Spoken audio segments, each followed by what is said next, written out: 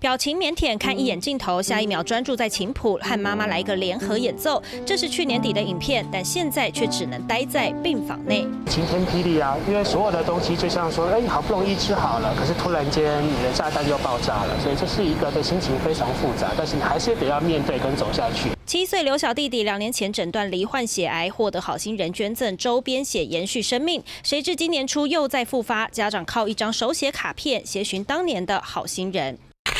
可爱插图加手写文字，鼓励受赠者坚强勇敢，相信生命的力量。但为了避免造成捐赠者压力，相关单位无法提供个资，家长只能发文找人，想问他愿不愿意再次相助。目前的身体状况是癌细胞有压下来，但是因为这一种 T 细胞的小儿白血病必须要移植才能根治。如果说没有找到这位捐赠者，就会用我们的亲属之间只有一半吻合的这一些血液过来进行治疗。初步比对只有3位符合，但已有2位因个人因素不便捐赠，目前考虑转往国外做治疗。干细胞捐赠是因为它有注射生长因子的关系，我们的政策是它只能用周边血捐赠一次。一般人像洗肾那个样子，经过机器收集到造血干细胞剩下的血浆啦、红血球啦，再回去病人身上，你大量抽血出来，他失血就危险了。愿意捐赠一次已经很有大爱，即便找到当年恩人，还得看他意愿，并且评估身体条件适不适合。